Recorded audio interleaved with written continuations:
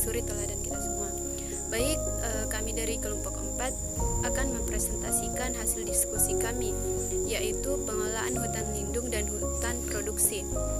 Terlebih dahulu, sebelum saya mempersilahkan teman-teman saya untuk membawakan materi, saya akan memperkenalkan teman saya satu persatu.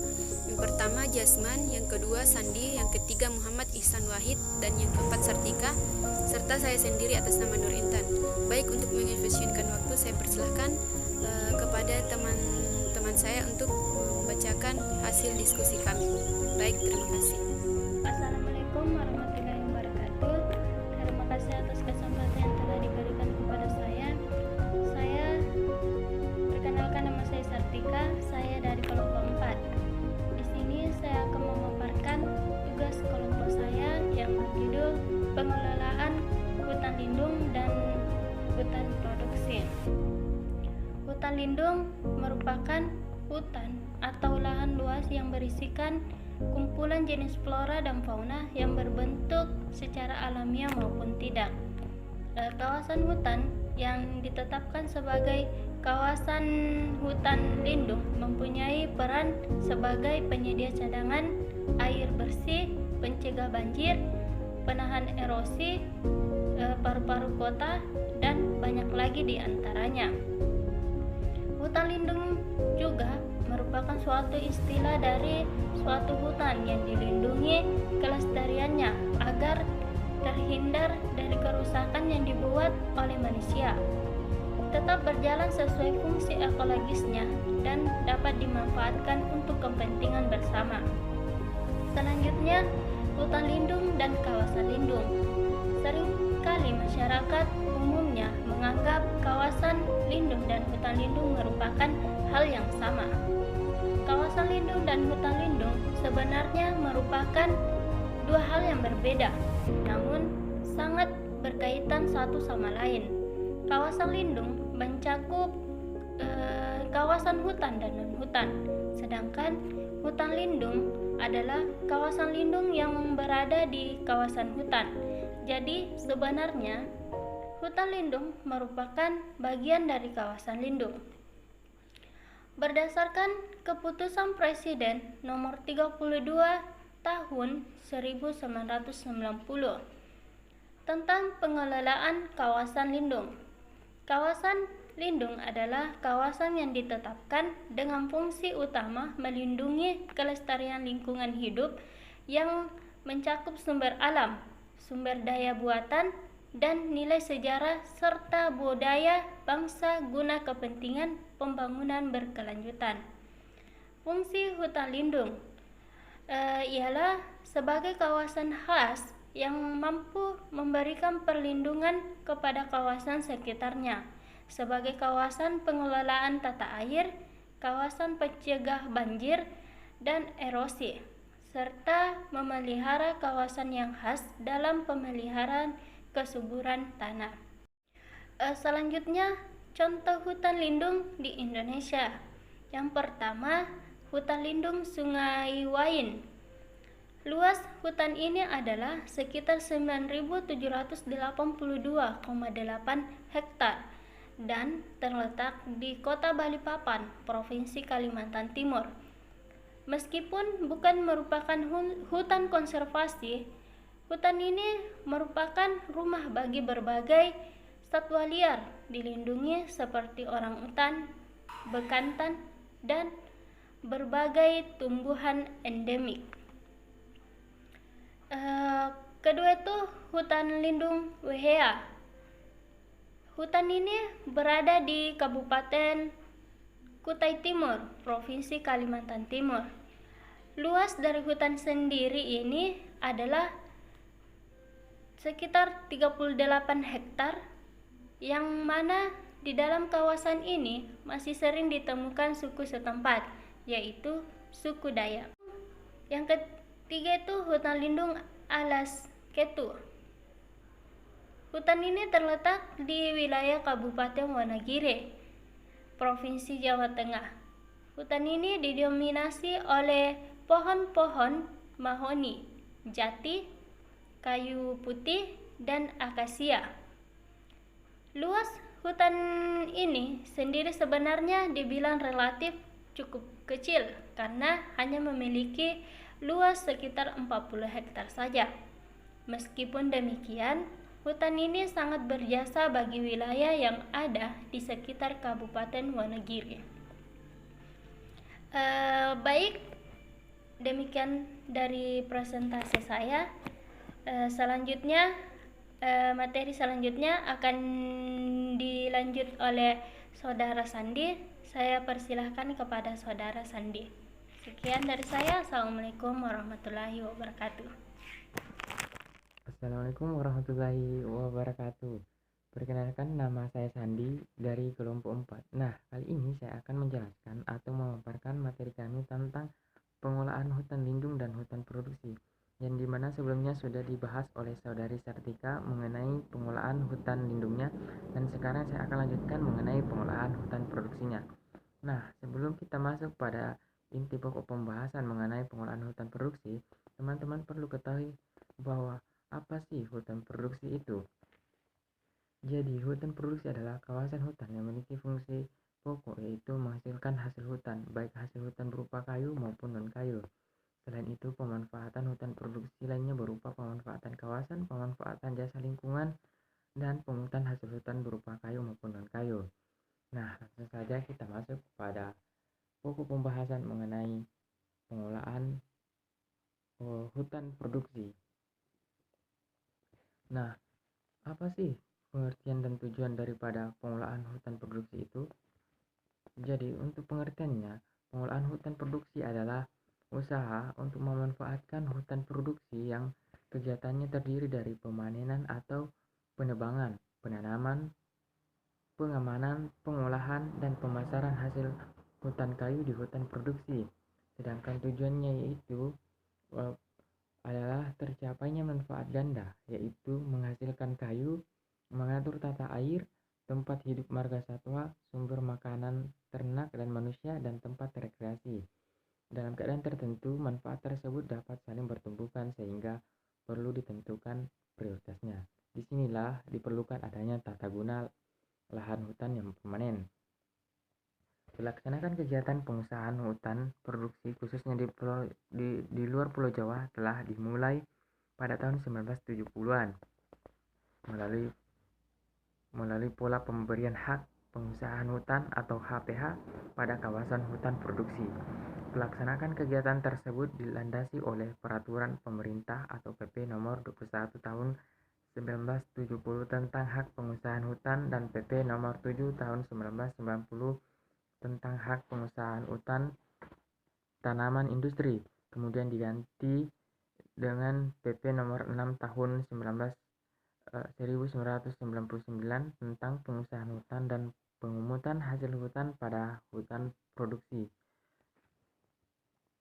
Pengolahan hutan di Indonesia saat ini mengacu pada Undang-Undang Nomor 41 Tahun 1999 tentang kehutanan. Selanjutnya, poin kedua yaitu prinsip pengolahan hutan produksi. Prinsip pengolahan pelestarian hutan produksi diindikasikan oleh 3 fungsi pokok yang saling terkait dan tidak dapat terpisahkan antara satu dengan yang lainnya, yaitu pertama itu fungsi ekologis. Sebagai suatu sistem penyangga kehidupan, antara lain merupakan pengatur tata air, menjaga kesuburan tanah, mencegah erosi, menjaga keseimbangan iklim mikro,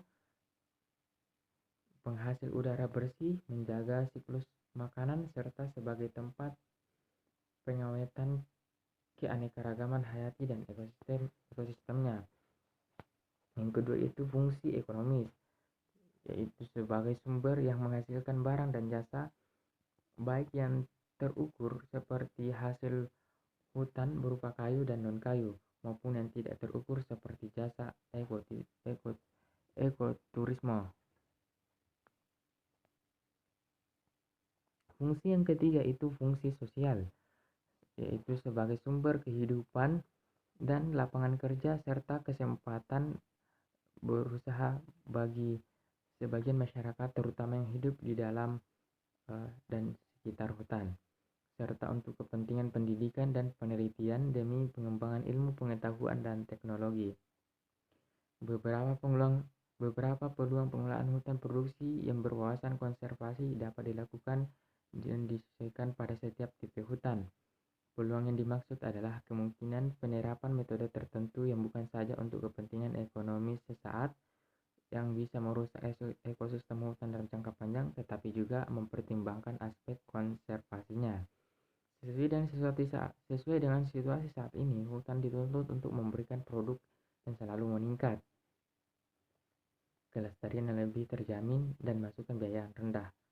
Pemenuhan tuntunan ini sungguh tidak mudah, namun tampaknya tidak ada pilihan lain kecuali harus terus mencari peluang untuk mendapatkan tujuan yang diinginkan. Beberapa hal yang dapat dilakukan untuk mendapatkan tujuan tersebut. Yang pertama adalah sesuai dengan ragam hutan produksi yang tinggi, maka perlu penerapan peraturan, yaitu sistem silvikultur dan aturan pengelolaan lainnya yang berbeda. Yang kedua itu kemampuan optimal suatu ekosistem hutan produksi. Seyogyanya tidak hanya mendasarkan pada produksi kayu saja. Karena itu diperlukan reorientasi pemikiran baru untuk mendapatkan produktivitas hutan yang optimal. Yang ketiga itu introduksi sistem silviculture atau sistem baru lainnya yang sekiranya menjadikan produksi hendaknya dikaji lebih mendalam terlebih dahulu agar kerusakan hutan dapat lebih dibatasi. Yang keempat yaitu pengolahan hutan produksi dalam bentuk apapun harus didasarkan pada kemampuan ekosistem hutan yang dimaksud. Yang kelima, dengan mulai habisnya hutan primer, maka pengolahan hutan produksi akan beralih ke hutan bekas tebangan. 6. Dalam jangka panjang, sudah harus mulai dipikirkan untuk mengelola hutan berdasarkan konsep kesesuaian lahan dengan berbasis pendekatan ekosistem. Pengolahan hutan produksi didasarkan pada unit-unit ekologis yang merupakan resultante dari seluruh faktor lingkungan biofisik, sehingga terbentuk kesatuan pengolahan yang berkemampuan sama baik produktivitas maupun jasa lingkungannya. Keberhasilan pengolahan hutan produksi sangat tergantung sumber daya manusianya. Karena itu, penyiapannya perlu dilakukan dengan sebaik-baiknya. Mengingat hutan produksi yang dikelola dengan sistem TPTI atau tebang pilih tanam Indonesia di Indonesia masih belum mencerminkan pada asas kelestarian, maka dapat berdampak buruk pada pohon yang tertinggal. Salah satu dampak negatif dari pelaksanaan penebangan dalam sistem tebang pilih tanam Indonesia adalah terjadinya kerusakan pada pohon lahan di sekitar pohon tebangan. Selanjutnya, bahwa kegiatan eksploitasi berperan sebagai kunci dalam mata rantai kegiatan pendayagunaan sumber daya hutan, maka perlu dilakukan upaya untuk memperbaiki pengolahan hutan produksi agar kerusakan hutan maupun penurunan produktivitas tidak berlangsung terus-menerus yang pada akhirnya akan mengganggu kelestarian hutan. Nah, lanjut pada poin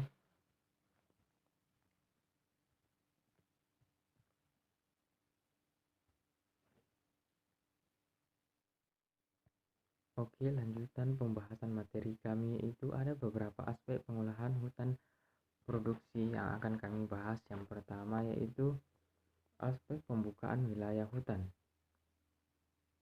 Pembukaan wilayah hutan ini adalah kegiatan penyediaan prasarana wilayah untuk kegiatan produksi kayu, pembinaan hutan, inspeksi kerja, transportasi sarana kerja, dan komunikasi antar pusat kegiatan. Wujud dari pembukaan wilayah hutan adalah agar tersedianya jalan, angkutan, barang kerja, penimbunan kayu, dan lain-lain. Parameter utama dari pembukaan wilayah hutan adalah intensitas pembukaan wilayah hutan, yaitu perbandingan antara panjang jalan, meter, dan luas areal hektar suatu unit kerja. Besarnya intensitas pembukaan wilayah hutan tergantung pada peralatan yang dipergunakan, biaya pembuatan jalan, dan volume tegakan hutan atau riak. Poin kedua yaitu penebangan. Penebangan adalah kegiatan pengambilan kayu dari pohon-pohon dalam tegakan yang berdiameter sama atau lebih besar dari diameter batas yang telah ditentukan. Kegiatan penebangan pohon meliputi pekerjaan penentu arah rebah, pelaksanaan penebangan, pembagian batang, penyeradan, pengupasan, dan pengangkutan kayu bulat dari tempat pengumpulan kayu ke tempat penimbunan kayu. Anggota penebangan terdiri dari seorang operator dan seorang pembantu yang merupakan pasangan tetap. Alat yang digunakan adalah gergaji mesin dengan ukuran sedang sampai berat. Setiap pohon yang telah ditebang langsung dipotong tajuknya oleh regu penebang di dalam blok tebangan. Pembagian batang diusahakan seoptimal mungkin dan dianjurkan untuk dilaksanakan di tempat pengumpulan. Aspek yang ketiga yaitu penyeradan. Penyeradan kayu gelondongan hasil penebangan dapat dilakukan dengan traktor pada lahan kering, dengan kuda-kuda pada lahan rawa, dan sistem yarding pada lahan berkemiringan berat. Penyeradan kayu dilakukan setelah tajuk pohon dipotong, dilakukan pada jalan syarat yang telah direncanakan dan diusahakan seminimal mungkin kerusakan pohon tinggal dan kerusakan tanah. Poin keempat yaitu pembagian batang. Setelah penebangan, cabang, ranting, dan benjolan dipapras rata dengan badan, kemudian dilakukan pembagian batang dan pengupasan kulit. Untuk jenis yang mudah terserang jamur biru dan kumbang ambrosia tidak harus dikuliti. Pembagian batang yang dilakukan dengan memperhatikan asas peningkatan mutu dan peruntukannya. Bontos dipotong siku dan rata. Kayu bundar yang mudah terserang jamur dan serangga penggerak segera diawetkan dengan pestisida. Kayu yang tidak dikuliti harus dilabur pada kedua bontosnya. Poin kelima yaitu pengangkutan. Pengangkutan kayu dilakukan dari tempat pengumpulan di hutan ke tempat pengumpulan atau tempat penimbunan. Pengangkutan meliputi kegiatan pemuatan log ke atas logging truck dan pembongkaran menurunkan log dari truk ke lahan tempat penimbunan. Di hutan rawa, pengangkutan biasa dilakukan dengan lori atau kereta di atas rel.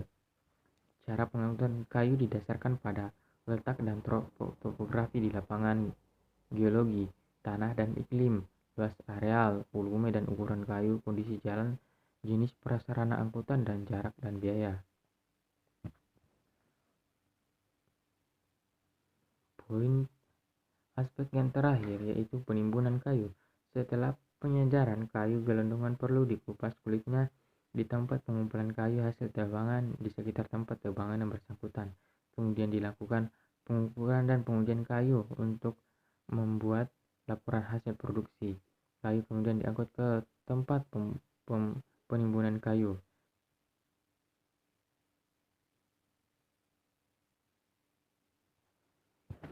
Sekian dan terima kasih. Assalamualaikum warahmatullahi wabarakatuh.